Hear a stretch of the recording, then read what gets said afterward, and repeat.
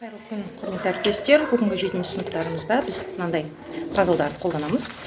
Осы пазлдарды қазіргі таңда даярлап жатырмын оқушыларымызға.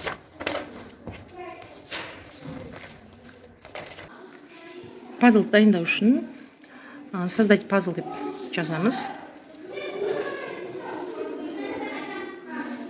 Сол жерде конструктор пазлов деген шығады. Осының ішіне кіресіздер. Ашылғаннан кейін, мысалға мына жерде загрузить изображение деген бар. Сол жерге басып, өзіңіздің қажетті суретіңізді аласыз.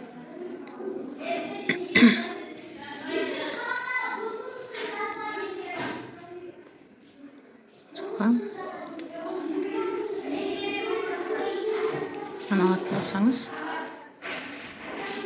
мінекей, осылай шығады. Бұны қанша бөлікке бөлетініңізді өзіңіз білесіз. 6 бөлікке бөлесіз бе, жоқ 40 бөлікке бөлесіз бе. Осыны даярлап болғаннан кейін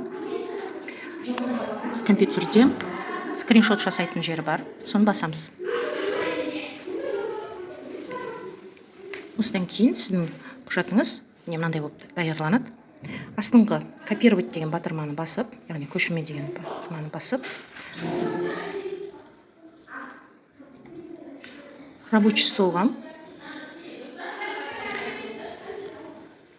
слайдтың ішіне қоясыз. Мысалы, мен мынау алдында дайындап қойғандарым. Қазір соны қайтып дайындауды көрсетейін.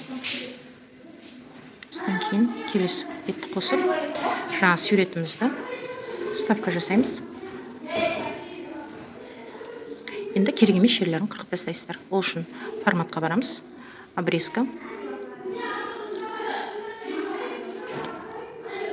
Жиек-жиегін өзіңізге қажетті жеріне дейін қырқасыз.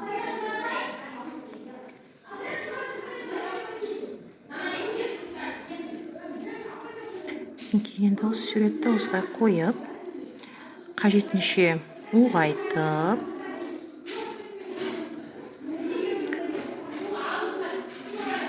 распечаткаға печаттеп жібересіз. Көбінесе, мысалға менде мына жерде қазір түрлі түсті принтер болмағаннан кейін осындай простой болып тұр. Принтермен шығарып алуыңызға болады. Содан кейін шығарған кезде қаттырақ қағазға шығарсаңыздар, оны бірнеше рет қолданғаныңызға ыңғайлы болады.